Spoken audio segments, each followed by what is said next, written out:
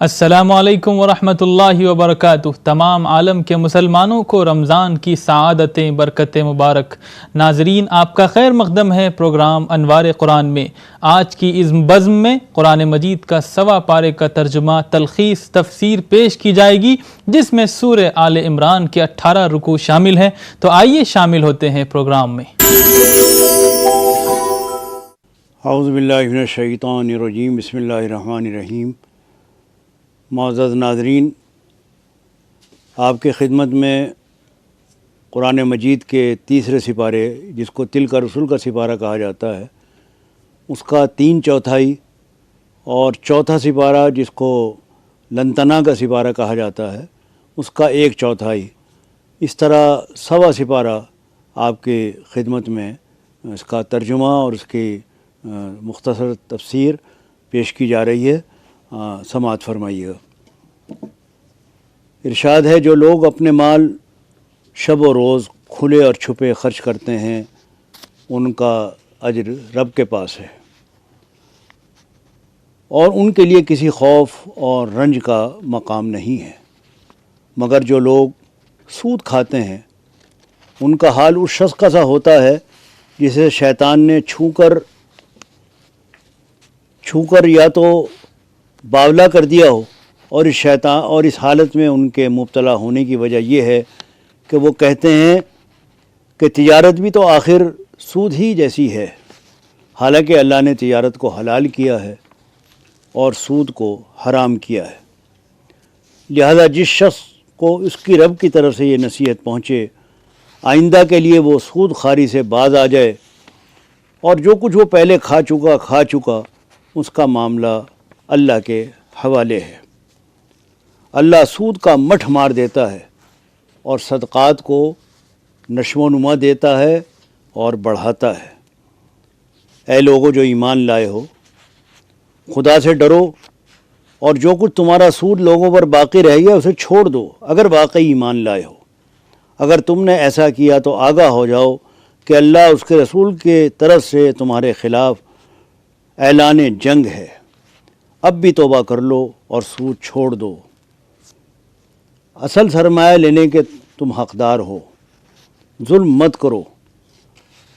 اگر تمہارا قرض دار تنگ دست ہے تو ہاتھ کھلنے تک اسے مہلت دے دو، اور اگر صدقہ کر دو تو یہ تمہارے لیے بہت ہی بہتر ہے۔ اے لوگو، جو لوگ ایمان لائے ہو، جب کسی مقررہ مدت کے لیے تم آپس میں قرض کا لین دین کرو تو اسے لکھ لیا کرو۔ فریقین کی طرف سے ایک شخص دستاویز لکھے اور اس پر 2 گواہ بنا لیا کرو، تاکہ کوئی بھول چوک نہ ہو جائے۔ اگر تم سفر کی حالت میں ہو اور دستاویز لکھنے کے لیے کوئی کاتب نہ ملے تو رہن یا قبض پر معاملہ کر لو کہ کوئی چیز رہن رکھ دی جائے۔ آسمانوں اور زمین میں جو کچھ ہے سب اللہ کا ہے۔ تم اپنے دل کی باتیں خواہ ظاہر کرو یا چھپاؤ، بہرحال اللہ تم سے حساب لے لے گا۔ رسول خود اس ہدایت پر ایمان لائے ہیں جو رب کی طرف سے ان پر نازل ہوئی ہے، اور جو لوگ رسول کو ماننے والے ہیں انہیں بھی اس ہدایت کو دل سے تسلیم کیا ہے۔ یہ سب اللہ، اس کے فرشتوں، اس کی کتابوں، اس کے رسولوں کو مانتے ہیں۔ اللہ کسی متنفذ پر اس کی قدرت سے بڑھ کر بوجھ نہیں ڈالتا۔ ہر شخص نے جو نیکی کمائی ہے اس کا پھل اسی کے لیے ہے، اور جو بدی سمیٹی ہے اس کا وبال بھی اسی پر ہے۔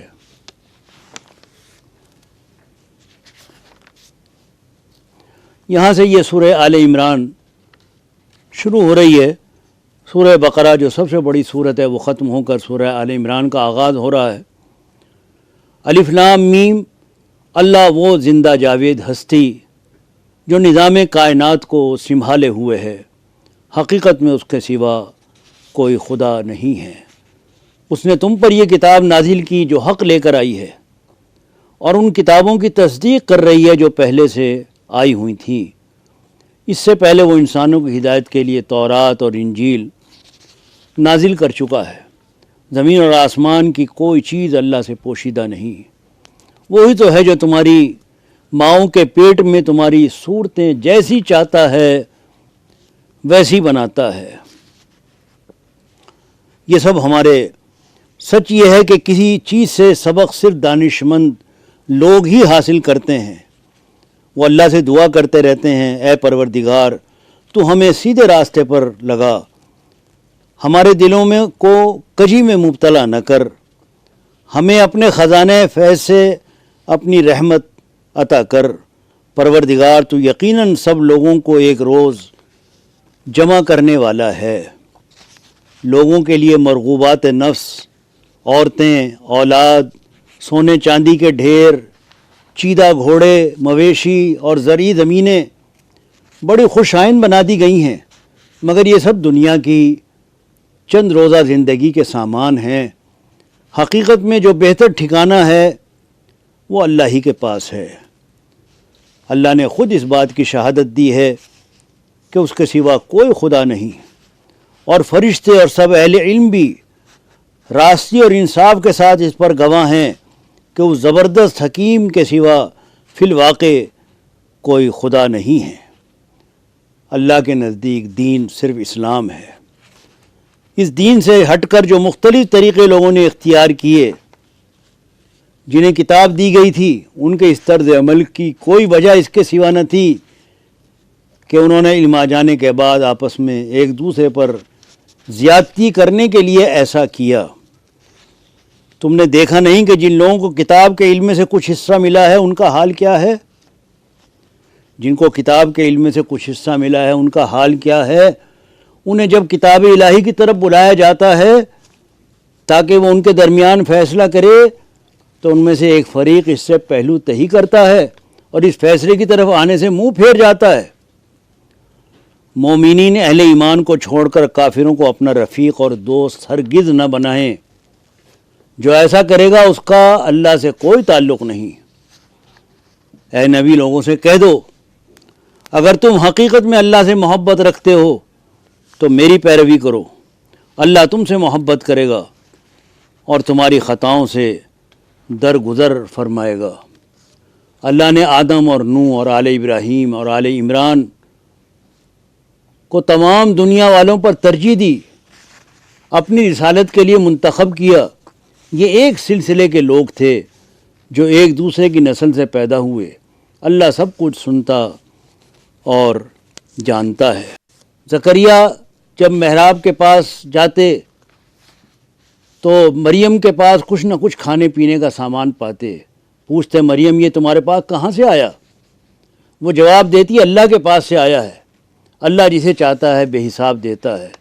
یہ حال دیکھ کر زکریا نے اپنے رب کو پکارا، پروردگار اپنی قدرت سے مجھے نیک اولاد عطا فرما، تو ہی دعا سننے والا ہے۔ اور جب فرشتوں نے کہا اے مریم اللہ تجھے اپنے ایک فرمان کی خوشخبری دیتا ہے، اس کا نام مسیح عیسیٰ ابن مریم ہوگا، دنیا اور آخرت میں معزز ہوگا، اللہ کے مقرب بندوں میں شمار کیا جائے گا، لوگوں سے گہوارے میں کلام کرے گا، اور بڑی عمر کو پہنچ کر بھی وہ ایک مرد صالح ہوگا۔ یہ سن کر مریم بولی پروردگار میرے یہاں بچہ کہاں سے ہوگا؟ مجھے تو کسی نے ہاتھ تک نہیں لگایا۔ جواب ملا ایسا ہی ہوگا، اللہ جو چاہتا ہے پیدا کرتا ہے، وہ جب کسی کام کرنے کا فیصلہ کرتا ہے تو بس کہتا ہے کہ ہو جا، اور وہ ہو جاتا ہے۔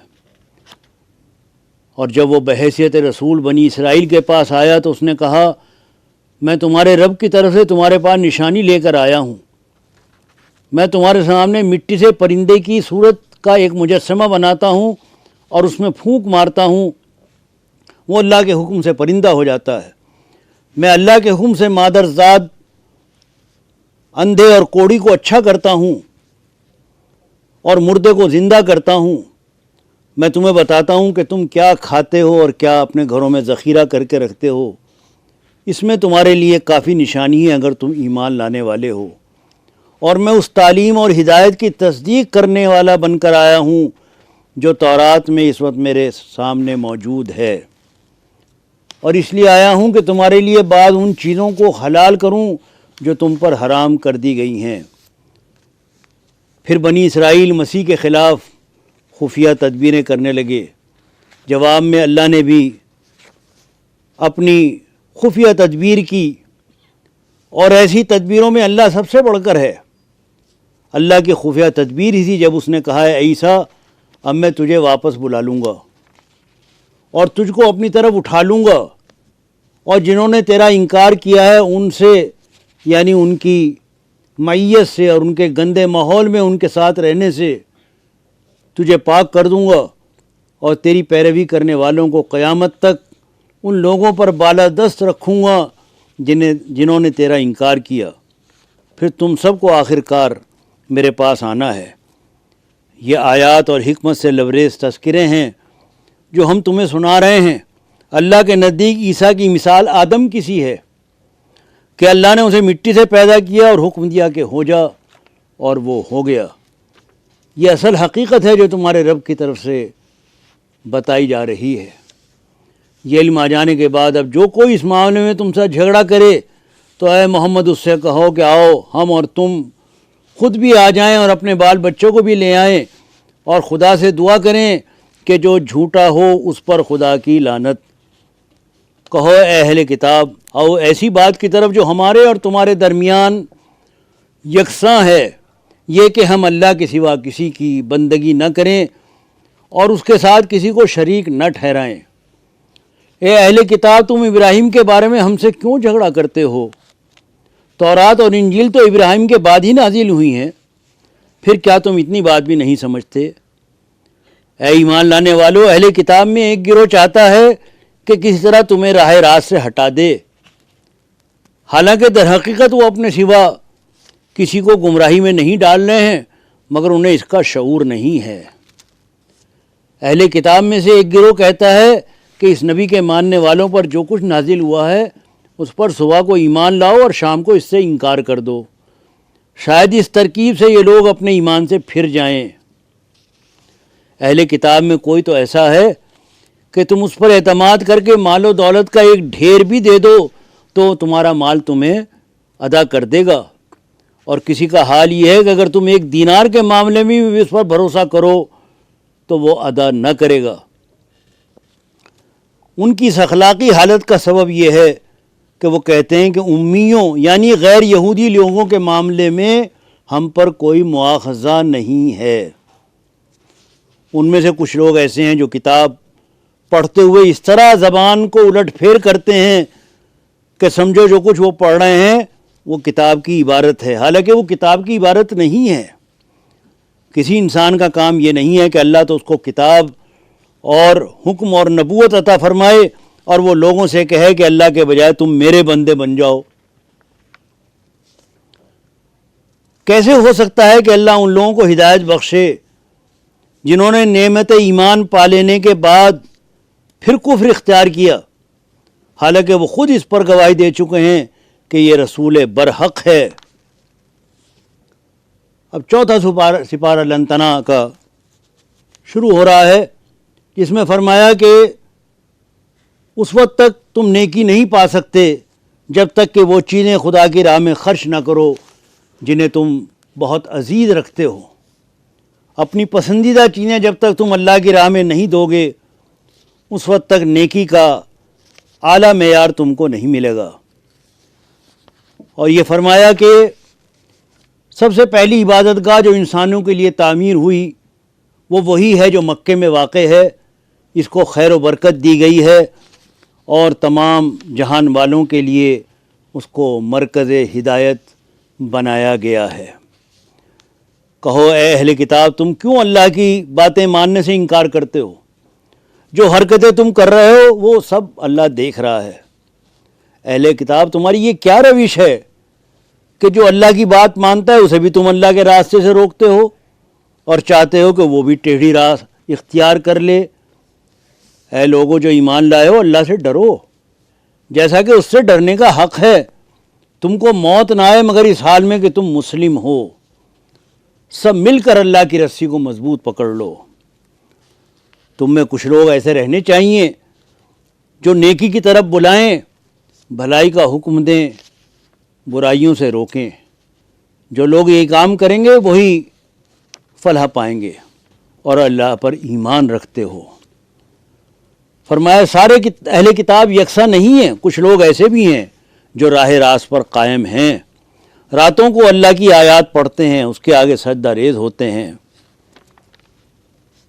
اے لوگوں جو ایمان لائے ہو، اپنی جماعت کے لوگوں کے سوا دوسروں کو اپنا رازدار نہ بناؤ، وہ تمہاری خرابی کے کسی موقع سے فائدہ اٹھانے میں نہیں چوکتے۔ اے پیغمبر مسلمانوں کے سامنے اس موقع کا ذکر کرو جب تم صبح سویرے اپنے گھر سے نکلے تھے اور احد کے میدان میں مسلمانوں کو جنگ کے لیے جا بجا معمور کر رہے تھے۔ اللہ ساری باتیں سنتا ہے اور وہ نہایت باخبر ہے۔ یاد کرو جب تم میں سے کچھ لوگ بزدلی دکھانے پر آمادہ ہو گئے تھے۔ اے پیغمبر فیصلے کے اختیارات میں تمہارا کوئی حصہ نہیں، اللہ کو اختیار ہے، چاہے انہیں معاف کر دے چاہے سزا دے۔ اے لوگوں جو ایمان لائے ہو، یہ بڑھتا اور چڑھتا ہوا سود کھانا چھوڑ دو اور اللہ سے ڈرو۔ امید ہے کہ فلاح پاؤ گے، اس آگ سے بچو جو کافروں کے لیے مہیا کی گئی ہے۔ دل شکستہ نہ ہو، غم نہ کرو، تم ہی غالب رہو گے اگر تم مومن ہو۔ اس وقت اگر تمہیں چوٹ لگی ہے تو اس سے پہلے ایسی ہی چوٹ تمہارے مخالف فریق کو بھی لگ چکی ہے۔ کوئی ذی روح اللہ کے اذن کے بغیر نہیں مر سکتا، موت کا وقت تو لکھا ہوا ہے۔ اے لوگوں جو ایمان لائے ہو، اگر تم ان لوگوں کے اشارے پر چلو گے جنہوں نے کفر کی راہ اختیار کی ہے تو وہ تم کو الٹا پھیر لے جائیں گے اور تم نامراد ہو جاؤ گے۔ اللہ نے تائید و نصرت کا جو وعدہ تم سے کیا تھا وہ اس نے پورا کر دیا، اور جو ہی وہ چیز اللہ نے تمہیں دکھائی جس کی محبت میں تم گرفتار تھے، یعنی مال غنیمت، تم اپنے سردار کے حکم کی خلاف ورزی کر بیٹھے، اس لیے تم میں سے کچھ لوگ دنیا کے طالب تھے اور کچھ آخرت کی خواہش رکھتے تھے۔ تب اللہ نے تمہیں کافروں کے مقابلے میں پسپا کر دیا تاکہ تمہاری آزمائش کرے۔ اس غم کے بعد پھر اللہ نے تم میں سے کچھ لوگوں پر ایسی اطمینان کی حالت طاری کر دی کہ وہ اونگنے لگے، مگر ایک دوسرے گروہ جس کے لیے ساری اہمیت بس اپنے مفاد ہی کی تھی، اللہ کے متعلق طرح طرح کے جاہلانہ گمان کرنے لگا جو سراسر خلاف حق تھے۔ تم میں سے جو لوگ مقابلے کے دن پیٹ پھیر گئے تھے، ان کی لغزش کا سبب یہ تھا کہ ان کی بعض کمزوریوں کی وجہ سے شیطان نے ان کے قدم ڈگمگا دیے تھے۔ اللہ نے انہیں معاف کر دیا، اللہ بہت درگزر کرنے والا اور بردبار ہے۔ اے پیغمبر یہ اللہ کی بڑی رحمت ہے کہ تم ان لوگوں کے لیے بہت نرم مزاج واقع ہوئے ہو، ورنہ اگر کہیں تم تند خو اور سنگ دل ہوتے تو یہ سب تمہارے گرد و پیش سے چھٹ جاتے۔ ان کے قصور معاف کر دو۔ کسی نبی کا یہ کام نہیں ہو سکتا کہ خیانت کر جائے، اور جو کوئی خیانت کرے تو وہ اپنی خیانت سمیت قیامت کے روز حاضر ہو جائے گا۔ بھلا یہ کیسے ہو سکتا ہے کہ جو شخص ہمیشہ اللہ کی رضا پر چلنے والا ہو، اس شخص کیسے کام کرے جو اللہ کے غضب میں مبتلا ہو؟ اور یہ تمہارا کیا حال ہے کہ جب تم پر مصیبت آ پڑی ہے تم کہنے لگے یہ کہاں سے آئی ہے، حالانکہ جنگ بدر میں اس سے دگنی مصیبت تمہارے ہاتھوں فریق مخالف پر پڑ چکی ہے۔ اے نبی ان سے کہو یہ مصیبت تمہاری اپنی لائی ہوئی ہے، اللہ ہر چیز پر قادر ہے۔ جو لوگ اللہ کی راہ میں قتل ہوئے انہیں مردہ مت سمجھو، وہ حقیقت میں زندہ ہیں، اپنے رب کے پاس سے رزق پا رہے ہیں، جو کچھ اللہ نے اپنے فضل سے انہیں دیا ہے اس پر خوش و خرم ہیں، اور مطمئن ہیں کہ جو اہل ایمان ان کے پیچھے دنیا میں رہ گئے اور ابھی وہاں نہیں پہنچے ہیں، ان کے لیے بھی کسی خوف اور رنج کا موقع نہیں ہے۔ وہ اللہ کے انعام اور اس کے فضل و کرم سے شاداں اور فرحاں ہیں، اور ان کو معلوم ہو چکا ہے کہ اللہ مومنوں کے اجر کو ضائع نہیں کرتا۔ ناظرین یہ سوا سپارہ جس میں ایک چوتھائی آدھا سپارہ چوتھا سپارہ اور باقی تلکا رسول کا سپارہ، اس طرح سوا سپارے کی تلخیص کا ترجمہ ملخص ترجمہ اور تفسیر آپ کی خدمت میں پیش کی گئی۔ اللہ تعالیٰ اس کو قبول فرمائے۔ اس کی برکتیں ہمیں عطا فرمائے اور ہمیں قرآن پاک پر عمل کی توفیق عرضاں فرمائے۔ ناظرین، آپ نے ملاحظہ فرمایا ہمارا پروگرام تفسیر قرآن انوار قرآن۔ اللہ تعالیٰ مجھ کو اور تمام عالم کے مسلمانوں کو اس پر عمل کرنے کی توفیق عطا فرمائیے۔ ناظرین، دیکھنا نہ بھولیں آج شب ہمارا پروگرام حرم شریف مکۃ المکرمہ سے نماز عشاء اور نماز تراویح کا لائیو ٹیلی کاسٹ۔ اجازت دیجیے مجھے، خدا حافظ، السلام علیکم۔